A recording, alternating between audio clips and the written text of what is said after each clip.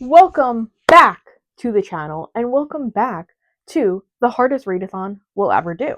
It is officially 2026, which means that we're officially in the second half of this readathon. And I have not given you an update in quite a while, and I'm so sorry. I have been reading for it, but as I've explained in previous videos, I'm more doing this readathon as just whatever fits. And I haven't really been recording videos lately, but I'm ready to get back into it in the new year. Today, we are going to go over books that I read in September and October. I'm so sorry. And then in my next video, which will be coming out soon, I'm literally going to record it right after I record this video. We will discuss this November and December's reading. So this video will be September and October, and next video will be November and December. And then 2025 is done, and we can focus on 2026, which I did just finish our first book of 2026. I'm very excited. But first of all, what the hell is the hardest reading challenge you'll ever do? What are we talking about? Who am I? Hi, I'm Diana. I don't think I've ever said that on this channel. Whoops. Anyway, the hardest reading challenge you'll ever do is a reading challenge by QWERTY over on YouTube, and this is a giant bingo board of 25 different challenges that you have to complete. You don't just get bingo; you have to complete all 25 challenges. I am doing version number 1. There is currently version number 2 going on right now, but I didn't know about this challenge last year when version number 1 was going on, so I decided to start version number 1 while everyone else was starting version number 2. Our first book that we are talking about is First Time Caller. First Time Caller, I absolutely adored this book, and I have talked about this on the channel. So this is exactly what I've been looking for in terms of a rom-com. It is a Sleepless in Seattle gender-bent-esque book. I say esque because I honestly truly believe that this is better than Sleepless in Seattle. I watched that movie for the first time after reading this book, and I truly can say that I don't understand how you have Meg Ryan and Tom Hanks in the same movie, and they share the screen for about 2 minutes, and it's only when they meet at the end, and also when she stalks him at his home. Don't understand it. Anyway, I gave this 5 stars. Truly a perfect rom-com in my eyes. It's a good level of spice, no miscommunication, adults learning about themselves together and then deciding to be together. Loved everything about this book, and I cannot wait for more BK Borson. None of that is a lie, and I still truly feel that about this book. My biggest thing is that miscommunication I understand a lot when it's in YA books, because I think that in the age of YA, when you're teenagers or like newly adult, there's a lot of miscommunication because you just don't know how to communicate. Adults with miscommunication just don't know how to talk to each other, and that is my biggest pet peeve in life and also in books. And this truly was no miscommunication. They talked things through. Were they quiet at points? Like, is there an argument that miscommunication is just like keeping secrets or not being able to like say things yet? Like, I understand that, but miscommunication versus just not talking to each other, they're literally the same thing in romance books, and I just hate miscommunication. And this didn't have any, and I loved it. So for our challenges, this fit in protagonist names that you know. So the main male protagonist here was named Aiden, and Aiden is my future brother-in-law. This seems to be the hardest challenge for me.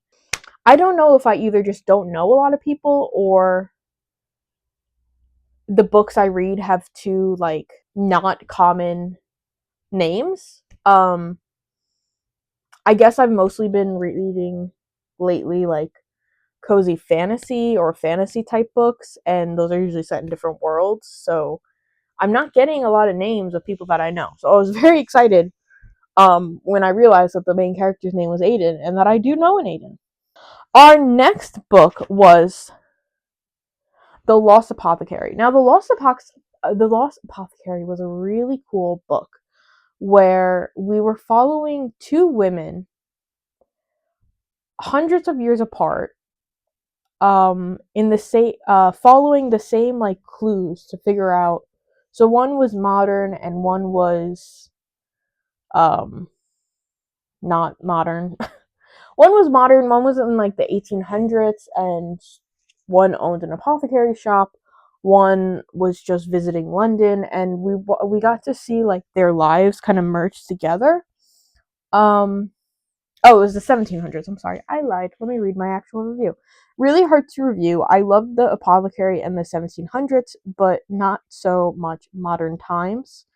It was okay, but not my favorite. I think the polarizing says a lot about our own modern thoughts about women and the wrongs of men. Loved Eliza. I am remembering this now. So the 1700s apothecary shop and that whole story behind it, I really really loved. The modern day woman really did annoy me.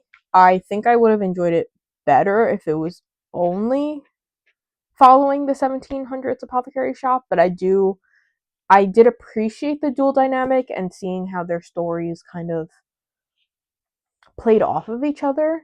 You got to see at least the dynamics of women in the 1700s and in modern day and how they're treated in society and things like that, and how unfortunately not a lot has changed. But overall, I would have probably preferred the book to only stay in the 1700s, which says a lot because I don't gravitate towards historical fiction, but I do tend to rate historical fiction following like women being scorned by society very highly. I think it's a very specific genre of historical fiction I like.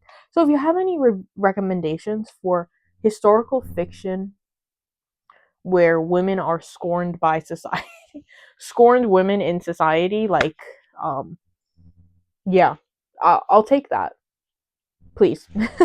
But anyway, where did this book fit?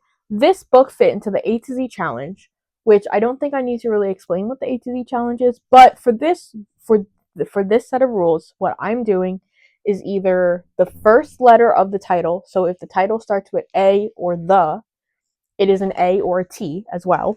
Or the first letter of the author's last name.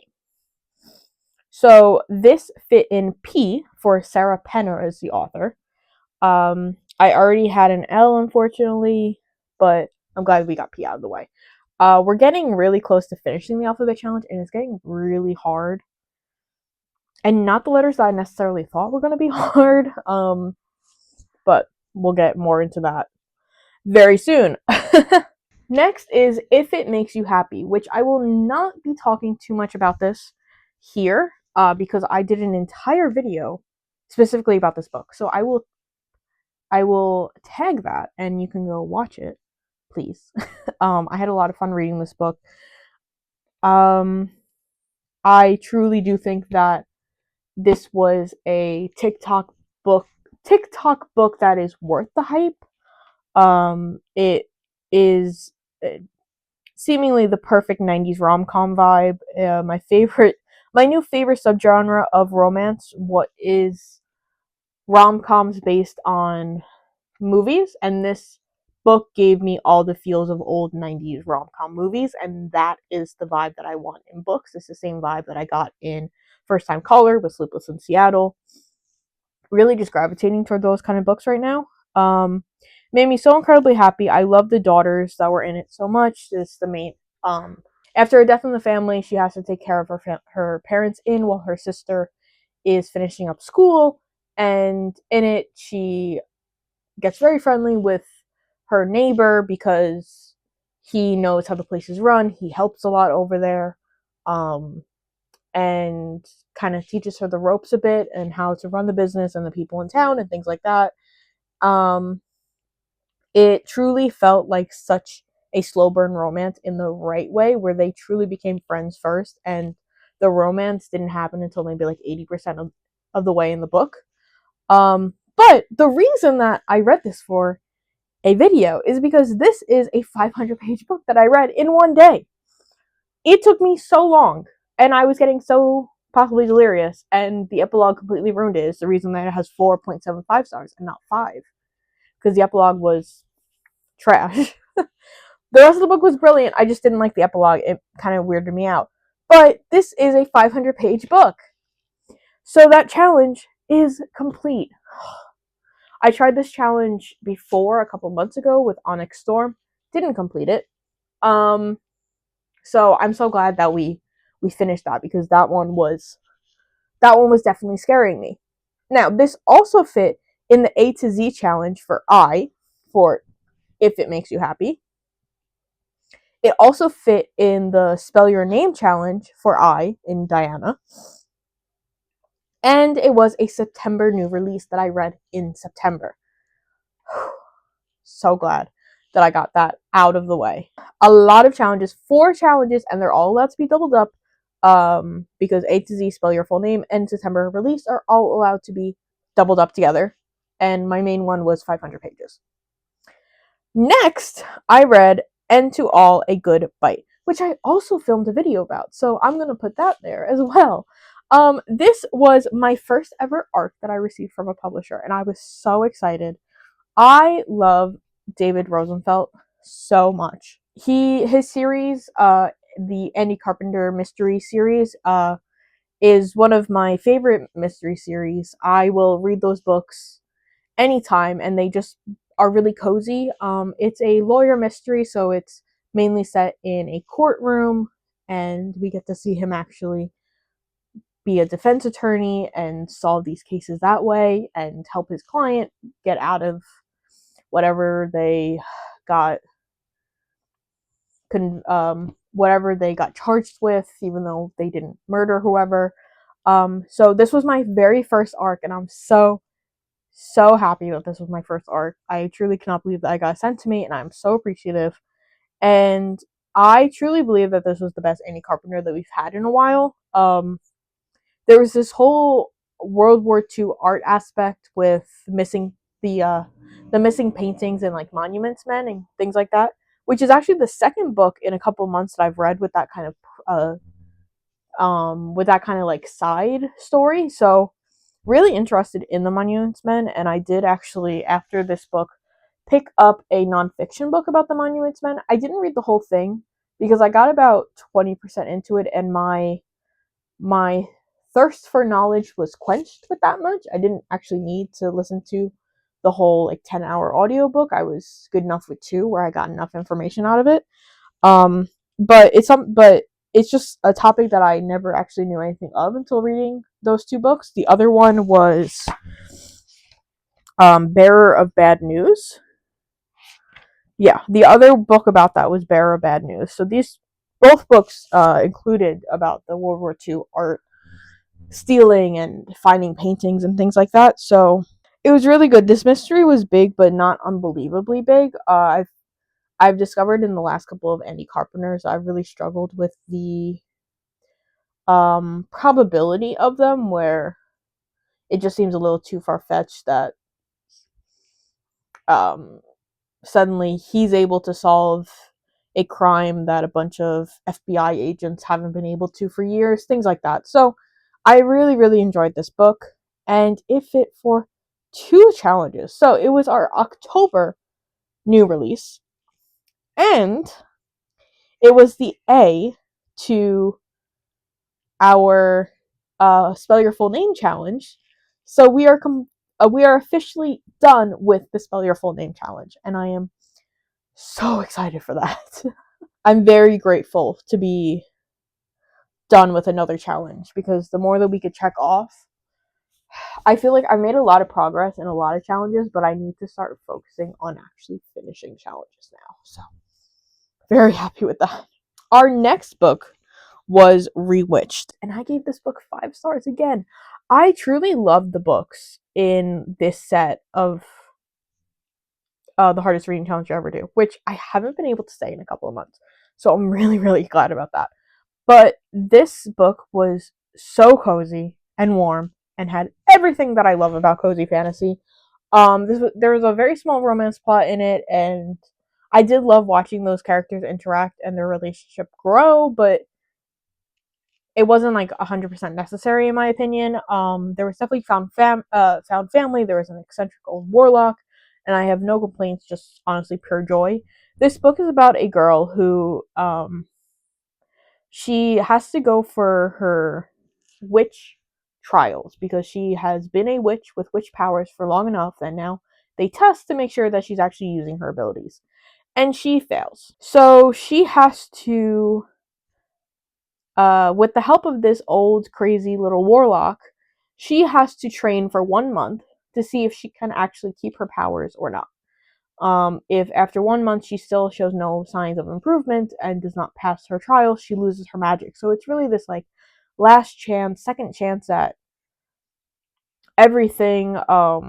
Found family, just this beautiful cozy fantasy wrapped up. And I just got another book by Lucy Jane Wood for Christmas, and I'm so excited to read it very soon. I did not bring it. I'm currently in the UK.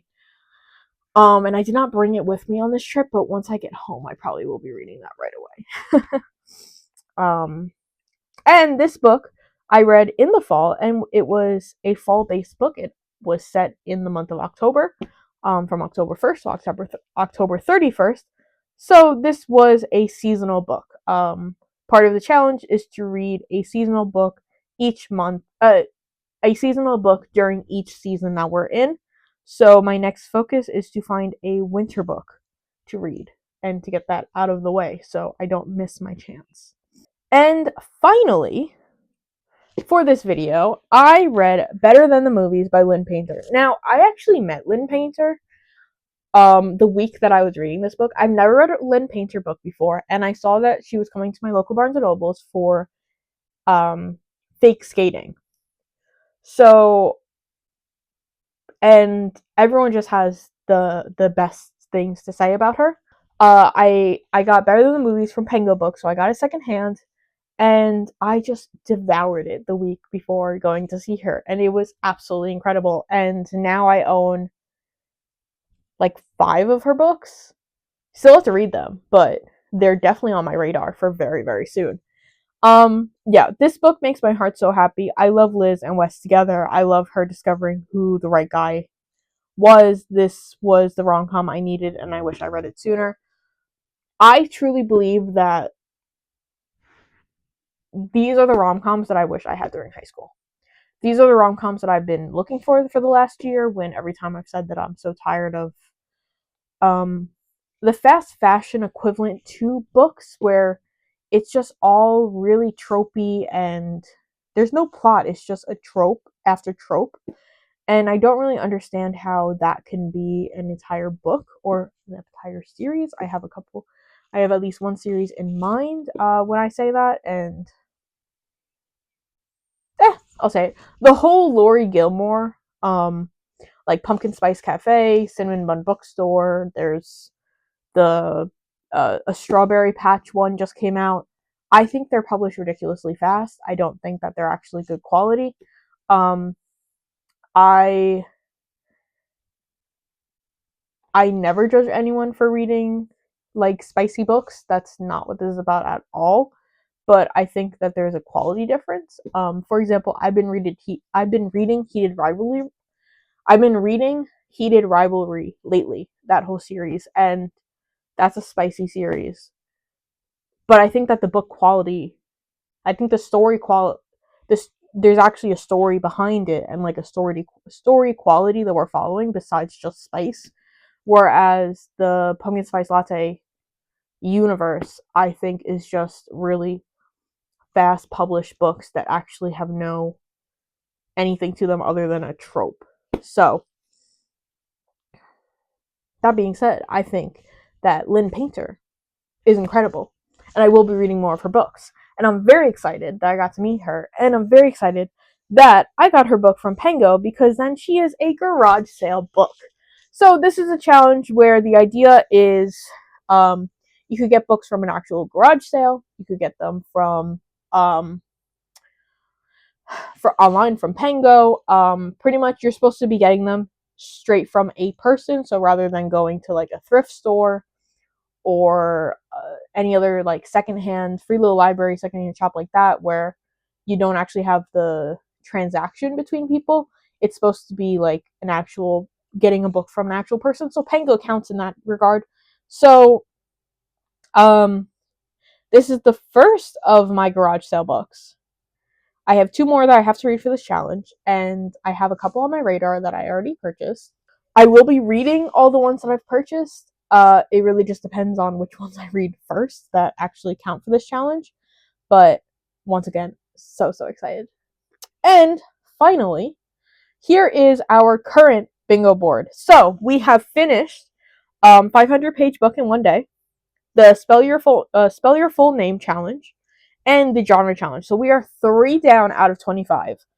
We've also made progress in general. We have progress on the A to Z challenge, Blurred's books, garage sale, the full book series, different countries, lowest rating, new releases monthly, the rainbow challenge, protagonist names and seasonal books.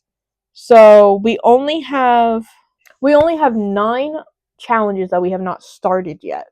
We can do this. We have until June 31st. June doesn't have 31 days. We have until June 30th to finish this bingo board. Thank you so much for watching. If you have any recommendations for that historical fiction, please let me know. And as always, please make sure to like, comment, subscribe, all of those YouTube things. And I will catch you in the next video.